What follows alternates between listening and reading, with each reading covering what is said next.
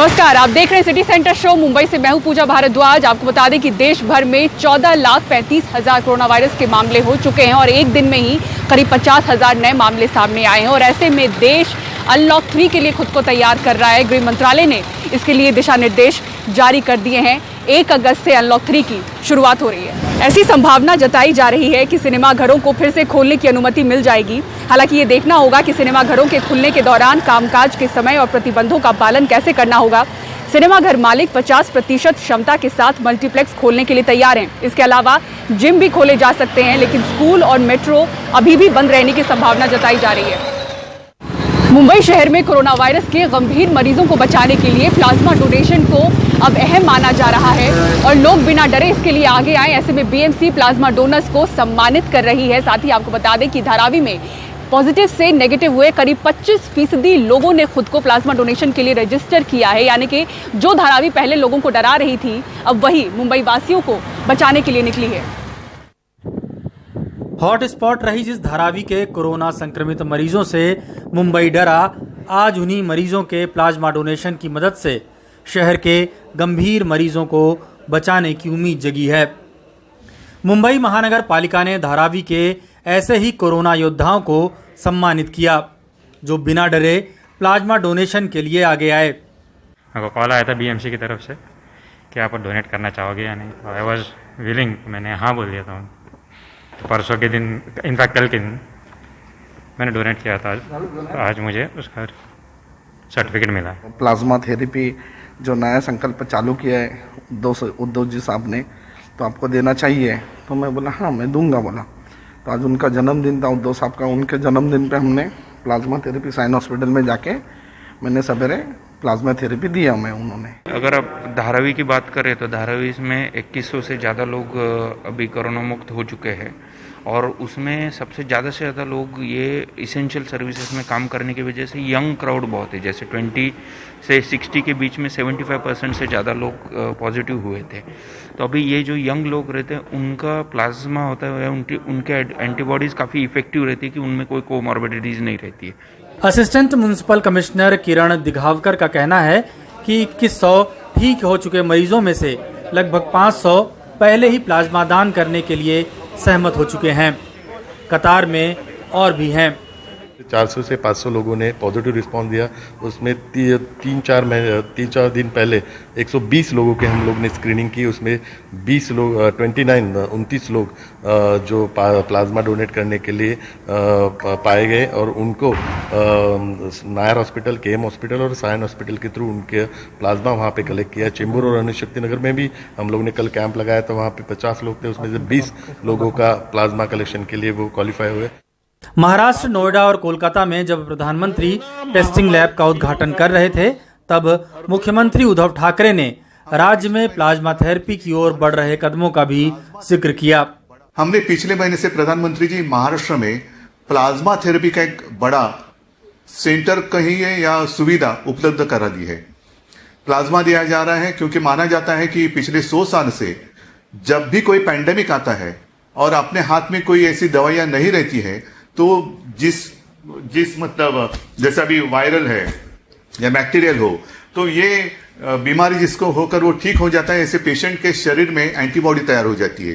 तो वही लेकर उसका प्लाज्मा लेकर अगर हम किसी पेशेंट को देते हैं तो ठीक होने की संभावना काफी अच्छी होती है। और इस प्रयोग में मैं कहता हूं कि काफी सफलता महाराष्ट्र में मिल भी रही है और बड़े पैमाने पर हमने ये जो प्रयोग है हमने शुरू किया है।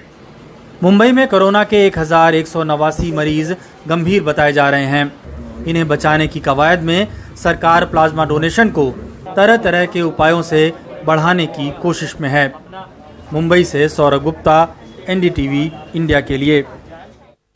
और अब आइए बात करते हैं दिल्ली की। पिछले महीने तक जहां हम आपको खबरें दिखा रहे थे किस तरह से कोरोना वायरस के मरीजों के लिए यहां बेड की किल्लत नजर आ रही है, सरकार अस्थायी अस्पतालों का इंतजाम कर रही थी, अब वही कुछ दिनों में तस्वीर थोड़ी बदली हुई नजर आ रही है। दिल्ली के कोविड केयर सेंटर्स लगभग खाली दिख रहे हैं। शरद शर्मा की ये रिपोर्ट देखिए। खाली पड़े ये बेड बीते 2 हफ्ते से कोरोना मरीजों की राह देख रहे हैं। ये नजारा है दिल्ली के सबसे बड़े कोरोना अस्पताल लोकनायक अस्पताल के सामने शहनाई बैंक्वेट हॉल में बने 100 बेड के अस्थायी कोविड केयर सेंटर का। इसे लोकनायक अस्पताल का बोझ कम करने के लिए उसके एक्सटेंशन के तौर पर तब तैयार किया गया था जब 2 से 4 हजार कोरोना मरीज रोजाना आ रहे थे। अब रोजाना करीब 1000 आ रहे हैं तो 2 हफ्ते से खाली पड़ा है। आज एलएनजेपी में भी हमारे पास काफी उपलब्धता है और काफी बेड खाली है। अच्छा। तो जब एलएनजेपी में ही बेड खाली है तो यहाँ पर उस पेशेंट को ट्रांसफर कराने का पॉइंट ही नहीं है, मगर फिर भी अभी नहीं पता कि कैसा क्या होगा। इसीलिए हमने इसको एकदम सस्पेंडेड तो रखा हुआ है, मगर सारी फैसिलिटीज को अप टू डेट रखा हुआ है। एक डॉक्टर अभी भी यहाँ पर होते हैं, हर रोज एक नर्स भी हमेशा यहाँ पर होती है कि इन केस भगवान ना करे अगर हमें जरूरत पड़े तो हम यहाँ पर शिफ्ट कर सके। पिछले महीने शुरू हुए दिल्ली के छतरपुर में बने देश के सबसे बड़े Sardar Patel Covid care centre में एक समय 532 मरीज थे, आज सिर्फ 238 हैं। दिल्ली का नरेला में 1370 बेड का दिल्ली सरकार का सबसे बड़ा स्थायी कोविड केयर सेंटर है, जहां अब केवल विदेश से आए हुए भारतीय ही क्वारंटीन हैं। लेकिन 10 जुलाई से कोई कोरोना मरीज एडमिट नहीं हुआ। नरेला जो कोविड केयर सेंटर है, इसमें जो टोटल कैपेसिटी है वो 1370 की कैपेसिटी है, जिसमें से आज की डेट में कोई भी कोविड-19 पॉजिटिव पेशेंट नहीं है। दिल्ली में एक महीना पहले 28,000 से ज्यादा एक्टिव मरीज थे, आज करीब 11,000 हैं।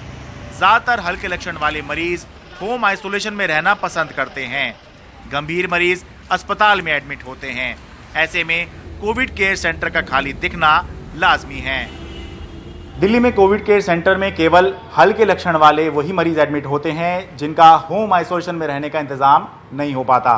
दिल्ली में कोविड केयर सेंटर में 9,241 बेड्स उपलब्ध हैं, जिनमें केवल 761 पर ही मरीज एडमिट हैं, जबकि अस्पतालों में 15,000 से ज्यादा कोरोना बेड्स हैं और अभी करीब 2800 पर ही मरीज एडमिट हैं, जबकि एक समय 6,000 से ज्यादा बेड्स पर मरीज एडमिट थे। यानी कि बदलाव की कहानी, सुधार की कहानी कोविड केयर सेंटर हो या अस्पताल, दोनों में साफ नजर आ रही है। दिल्ली से अपने सहयोगी कैमरा पर्सन एन रवि के साथ मैं शरद शर्मा, एनडीटीवी इंडिया। उत्तर प्रदेश के प्रयागराज के एक सरकारी मेडिकल कॉलेज में भर्ती होने के करीब 24 घंटे बाद ही एक कोरोना वायरस के मरीज की लाश अस्पताल से 500 मीटर दूर झाड़ियों में मिली। मरीज के घर वाले अस्पताल पर लापरवाही का आरोप लगा रहे हैं। वहीं अस्पताल का कहना है कि मरीज बिना बताए अस्पताल से बाहर चला गया, डॉक्टर उन्हें ढूंढते रह गए। शिवशंकर 23 तारीख को प्रयागराज के स्वरूप रानी अस्पताल में भर्ती हुए। उन्हें सांस में दिक्कत थी। उनके घर वालों ने उनसे फोन पे बातचीत की, जो रिकॉर्डिंग दी है उसमें वो लापरवाही की शिकायत करते सुनाई देते हैं। उनकी बेटी के दोस्त का कोई रिश्तेदार अस्पताल में काम करता है, वो बेहतर देखभाल के लिए उससे सिफारिश लगाने कहती है। सुनो, अब ज्यादा बात मत करो, कल डॉक्टर कह रहा था ज्यादा बात नहीं किया करो, दिक्कत होती है। हम बात कर लेंगे, ठीक है? चलो ठीक है। हाँ, हम अपनी दोस्त से बात करके सब सही करवा देंगे। बस परेशान मत होना ज्यादा। हाँ, ये सोचना कि सही होना है और थोड़ा सा भी अंदर से अपने आप को डीमोरलाइज मत करना, ठीक? बाद में हॉस्पिटल के एक सीसीटीवी फुटेज में शिवशंकर शाम 4:30 बजे कोविड वार्ड से बाहर निकलते दिखते हैं। उनकी बेटी सारी रात पुलिस के साथ उन्हें ढूंढती है। अगले दिन अस्पताल से 500 मीटर दूर उनकी लाश मिलती है।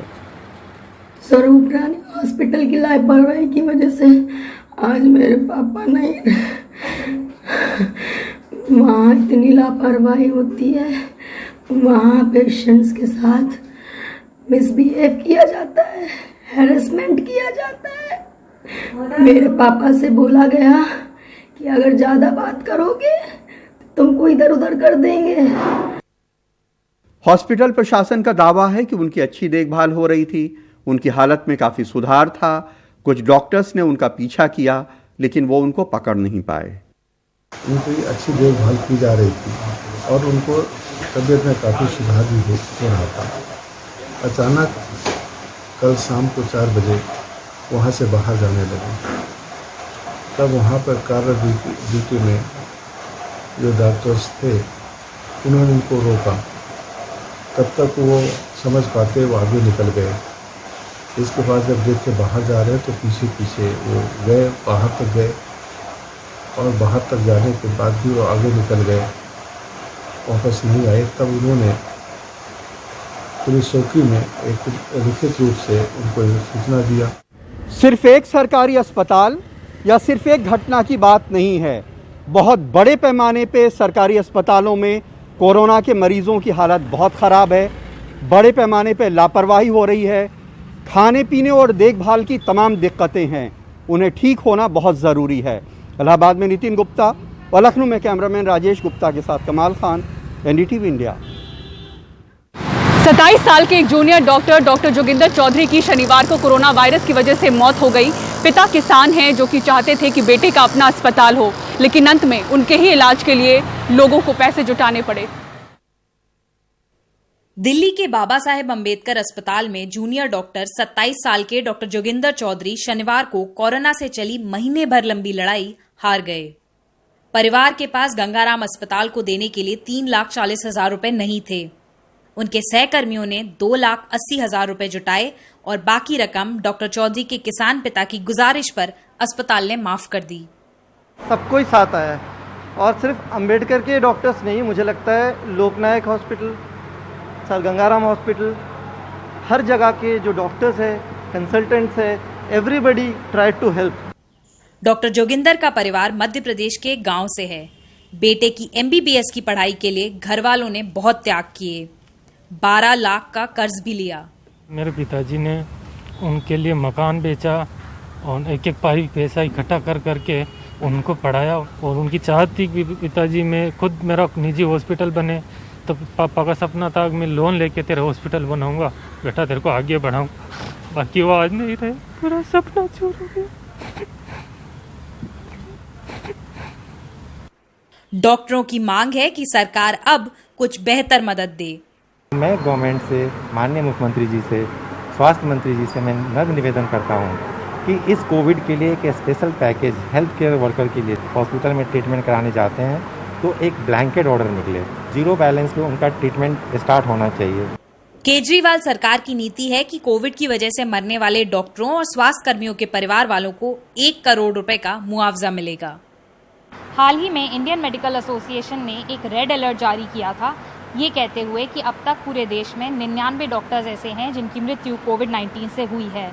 पर ये आंकड़े से कहीं ज़्यादा हो सकते हैं क्योंकि IMA जो गिनती करता है वो सिर्फ अपने 3,20,000 सदस्यों के बीच करता है, जबकि कई युवा डॉक्टर जैसे कि डॉक्टर जोगिंदर चौधरी IMA का हिस्सा नहीं है और भारत देश में 11 लाख से भी ज़्यादा डॉक्टर्स हैं। नई दिल्ली में कैमरा पर्सन सुधीश कुमार राम के साथ सुकीर्ति द्विवेदी, NDTV इंडिया के लिए। और अब बात बच्चन परिवार की। अभिषेक बच्चन ने ट्वीट कर जानकारी दी है कि उनकी पत्नी ऐश्वर्या राय बच्चन और उनकी बेटी आराध्या बच्चन अब नेगेटिव आ चुके हैं। अभिषेक बच्चन ने लिखा है, आप सबकी दुआओं और शुभकामनाओं का शुक्रिया, हम कृतज्ञ रहेंगे। ऐश्वर्या और आराध्या नेगेटिव आई हैं और अस्पताल से उनको छुट्टी मिल चुकी है, वो अब घर पर होंगी। मैं और मेरे पिता अभी अस्पताल में मेडिकल स्टाफ की देखरेख में होंगे। और जैसा कि आप सभी जानते हैं, कोरोना वायरस से संक्रमित मरीजों के आंकड़े में लगातार तेजी से इजाफा हो रहा है। ऐसे में बेहद महत्वपूर्ण है कि पॉजिटिव से नेगेटिव हुए लोग प्लाज्मा डोनेशन के लिए आगे आएं। तो NDTV की मुहिम के जरिए आइए मिलते हैं प्लाज्मा डोनर योद्धाओं से।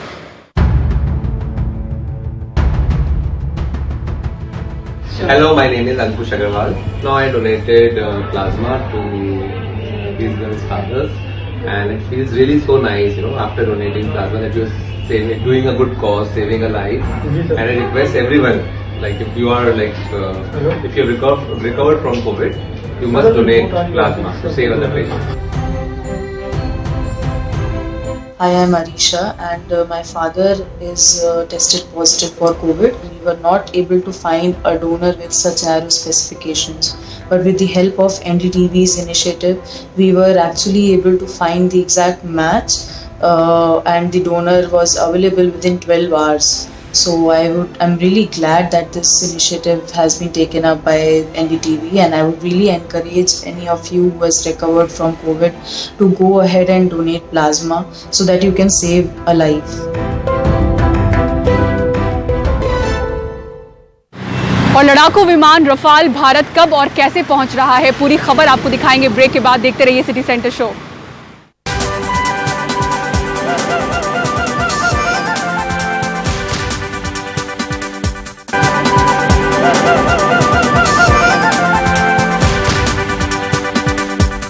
और दुनिया का सबसे ताकतवर लड़ाकू विमान रफाल भारत आ रहा है। फ्रांस के एयरबेस से ये भारत के लिए उड़ चुके हैं। 7,364 किलोमीटर की हवाई दूरी तय कर ये बुधवार को अंबाला एयरबेस पहुंचेंगे। फ्रांस के एयरबेस से उड़े 5 रफालों का पहला पड़ाव यूएई का अल डाफरा एयरबेस रहा।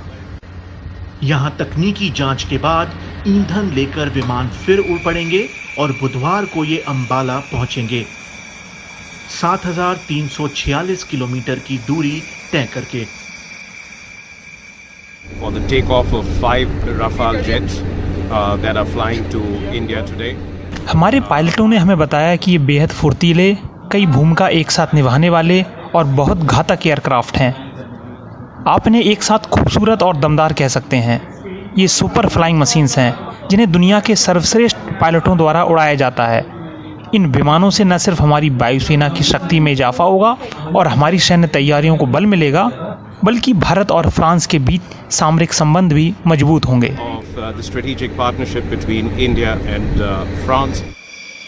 इनको 12 भारतीय पायलट लेकर आ रहे हैं। 10 की डिलीवरी मिली है, लेकिन 5 फ्रांस में ही ट्रेनिंग के लिए रुक गए हैं। 2021 के आखिर तक सभी 36 रफाल आ जाएंगे। भारत के लिए रफाल के खास मायने हैं। दरअसल ये भारत की जरूरत के हिसाब से तैयार किया गया है। ये कई घातक मिसाइलों से लैस है।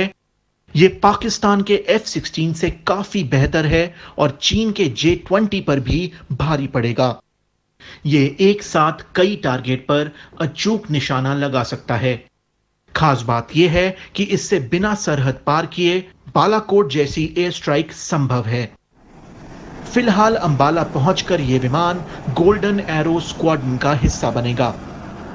अंबाला में इनकी तैनाती इसलिए भी अहम है कि यहां से पाक और चीन दोनों की सीमाओं तक पहुंच आसान है। और इसी के साथ सिटी सेंटर शो में मुझे दीजिए इजाजत, लेकिन खबरों के लिए देखते रहें NDTV इंडिया। नमस्कार।